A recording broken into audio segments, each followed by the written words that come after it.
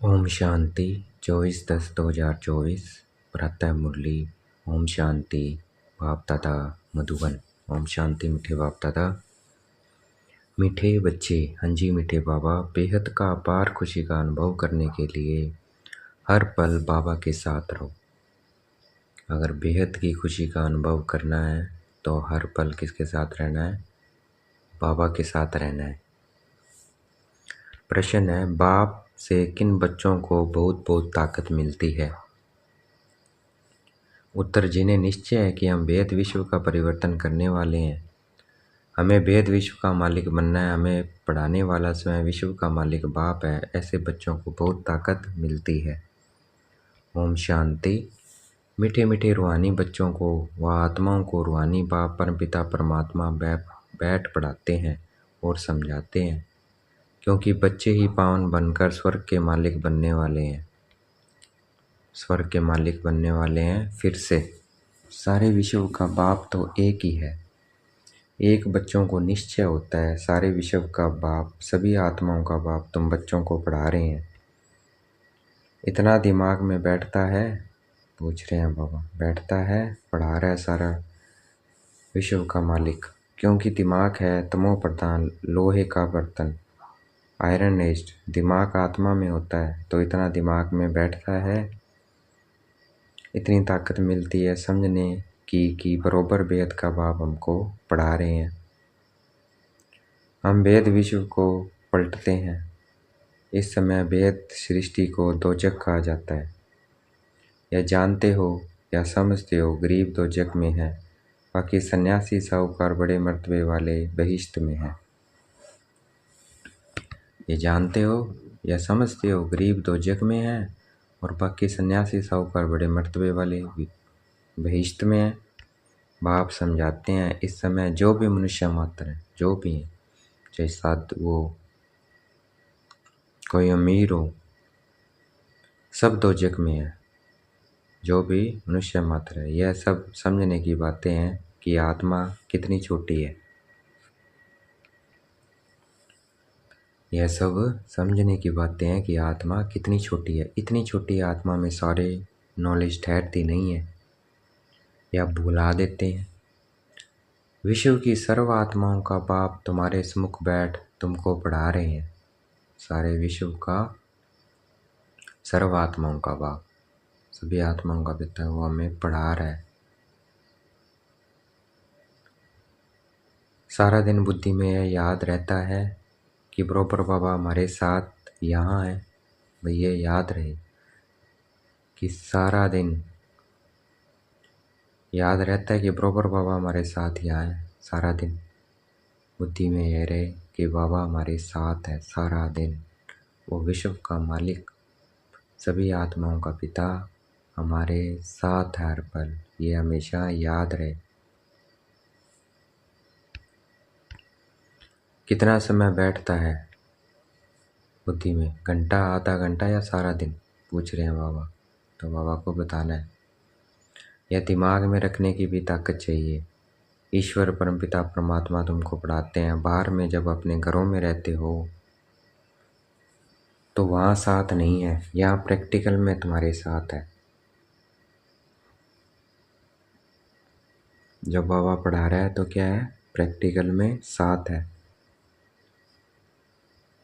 जैसे कोई का पति बाहर में, पत्नी यहाँ है, तो ऐसे थोड़ी कहेंगे कि हमारे साथ है। भेद का बाप तो एक ही है। बाप सब में तो नहीं है ना। बाप जरूर एक जगह बैठता होगा। तो यह दिमाग में आता है कि वेद का बाप हमको नई दुनिया का मालिक बनाने के लायक बना रहे हैं। जब बाबा पढ़ाता है तो वो हमारे सम्मुख है, एक जगह बैठा है, लायक बना रहे हैं मालिक बनाने के लिए विश्व का। दिल में इतना अपने को लायक समझते हो कि हम सारे विश्व के मालिक बनने वाले हैं। इसमें तो बहुत खुशी की बात है। इससे जास्ती खुशी का खजाना तो कोई को मिलता नहीं है। अभी तुमको मालूम पड़ा है यह बनने वाले हैं, यह देवताएं कहाँ के मालिक हैं, यह भी समझते हो। भारत में ही देवताएं होकर गए हैं, यह तो सारे विश्व का मालिक बनने वाले हैं। इतना दिमाग में है, वह चलन है, वह बातचीत करने का ढंग है, वह दिमाग है।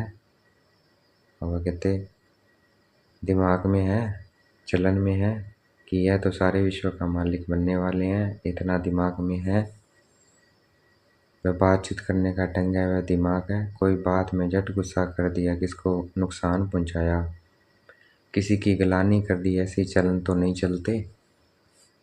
बाबा पूछ रहे हैं ऐसी चलन तो नहीं चलते, झट गुस्सा कर दिया।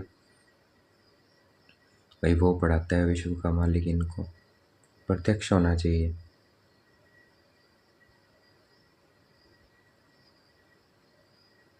प्रत्यक्ष होना चाहिए, ऐसी चलन तो नहीं है। किसी कोई भी बात में गुस्सा कर दिया, किसी को नुकसान पहुंचाया, किसी को गिलानी कर दी, ऐसी चलन तो नहीं चलते। सतयुग में यह कभी कोई की गिलानी थोड़ी करते हैं, वहाँ गिलानी के चीची ख्यालात वाले होंगे ही नहीं। बाप तो बच्चों को कितना ज़ोर से उठाते हैं, तुम बाप को याद करो तो पाप कट जाएंगे। तुम हाथ उठाते हो, परंतु तुम्हारी ऐसी चलन है। बाप बैठ पढ़ाते हैं, ये दिमाग में ज़ोर से बैठता है। बाबा जानते हैं बहुतों का नशा सोडा वाटर हो जाता है, सबको इतनी खुशी का पारा नहीं चढ़ता है। जब बुद्धि में बैठे तब नशा चढ़े। विश्व का मालिक बनाने के लिए बाप ही पढ़ाते हैं। यहाँ तो सब है पतित रावण संप्रदाय। कथा है ना, राम ने बंदरों की सेना ली, फिर यह किया। अभी तुम जानते हो बाबा रावण पर जीत पहना कर लक्ष्मी नारायण बनाते हैं। यहाँ तुम बच्चों से कोई पूछते हैं, तुम फट से कहेंगे हमको भगवान पढ़ाते हैं। भगवानवाज जैसे टीचर कहेंगे हम तुमको बैरिस्टर अथवा फलाना बनाते हैं, निश्चय से पढ़ाते हैं और वह बन जाते हैं। पढ़ने वाले भी नंबरवार होते हैं ना, फिर पद भी नंबरवार पाते हैं। यह भी पढ़ाई है। बाबा एम ऑब्जेक्ट सामने दिखा रहे हैं, तुम समझते हो इस पढ़ाई से हम यह बनेंगे। खुशी की बात है ना।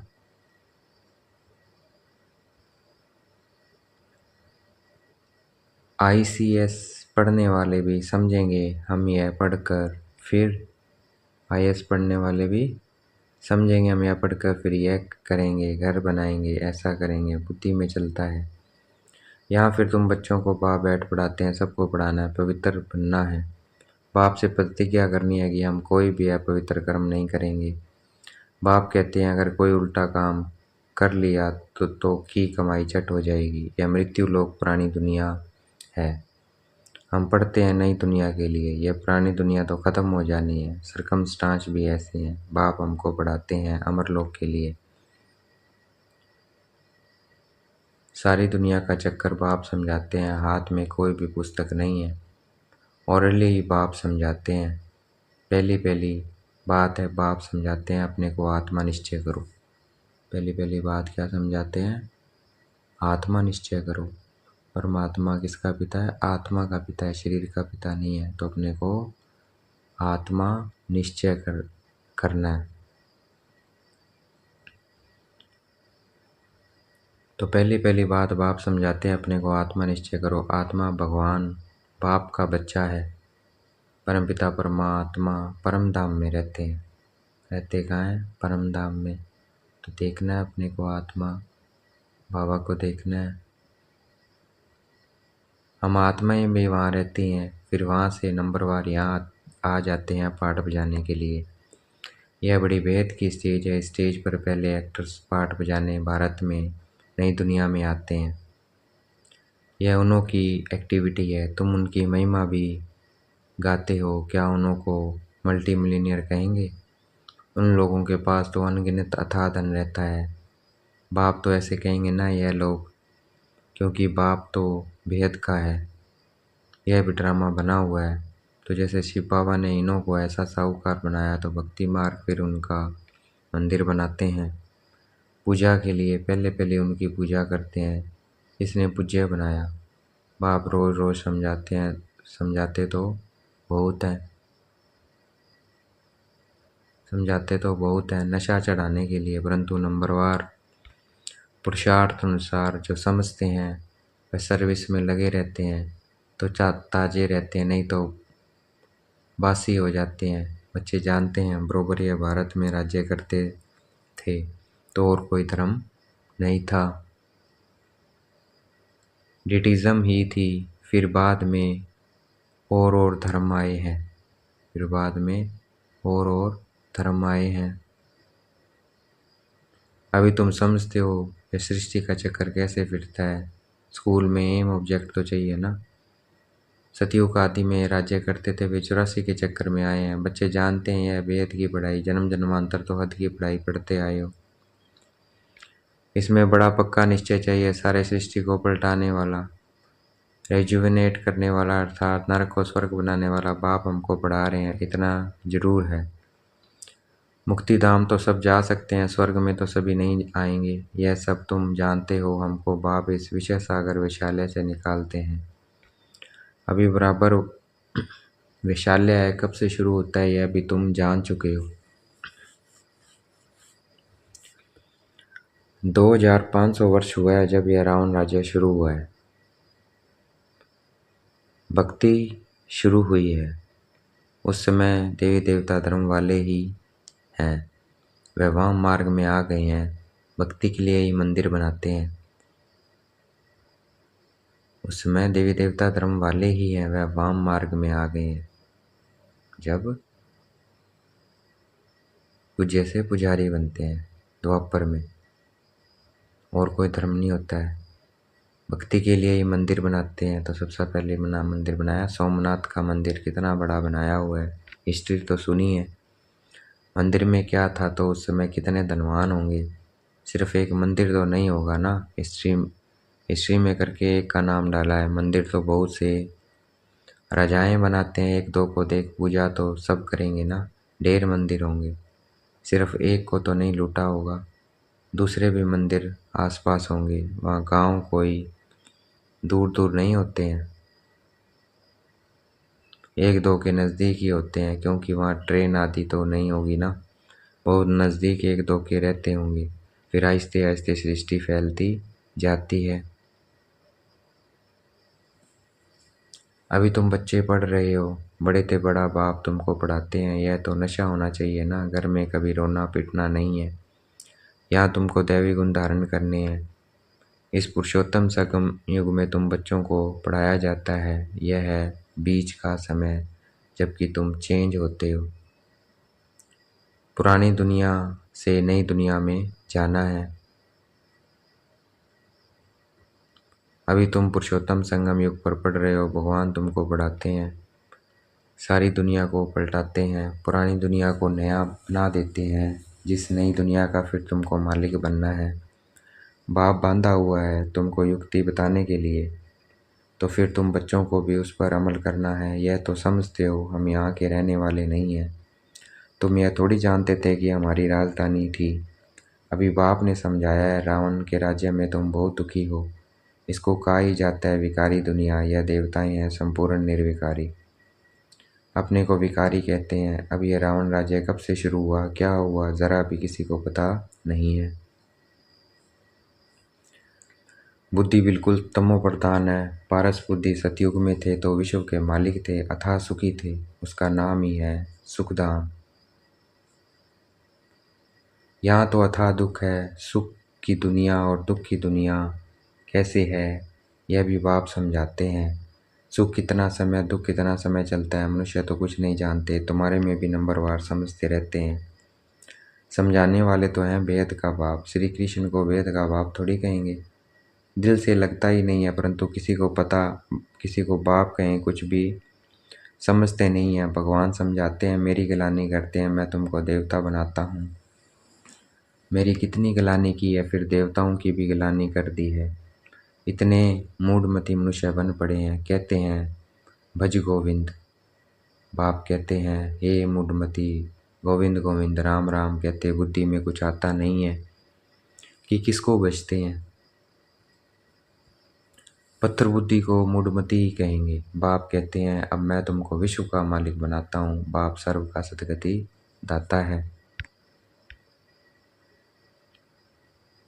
बाप समझाते हैं तुम अपने परिवार आदि में कितने फंसे हुए हो, भगवान जो कहते हैं वह तो बुद्धि में लाना चाहिए, परंतु असुरी मत पर गिरे हुए हैं तो ईश्वरीय मत पर चलें कैसे। गोविंद कौन है, क्या चीज़ है, वह भी जानते नहीं हैं। बाप समझाते हैं, तुम कहेंगे बाबा आपने अनेक बार हमें समझाया है, यह भी ड्रामा में नूंद है। बाबा हम फिर से आपसे यह वर्षा ले रहे हैं, हम नर से नारायण जरूर बनेंगे। स्टूडेंट को पढ़ाई का नशा जरूर रहता है, हम यह बनेंगे, निश्चय रहता है। अब आप कहते हैं तुमको सर्वगुण संपन्न बनना है, कोई से क्रोध आदि नहीं करना है। देवताओं में 5 विकार होते नहीं है, श्रीमत पर चलना चाहिए। श्रीमत पहले पहले कहती है अपने को आत्मा समझो। तुम आत्मा परम धाम से यहाँ आई हो पाठ बजाने। यह तुम्हारा शरीर अविनाशी है, आत्मा तो ये क्या है, पाठ बजाने। तुम्हारा शरीर विनाशी है, आत्मा तो अविनाशी है, तो तुम अपने को आत्मा समझो।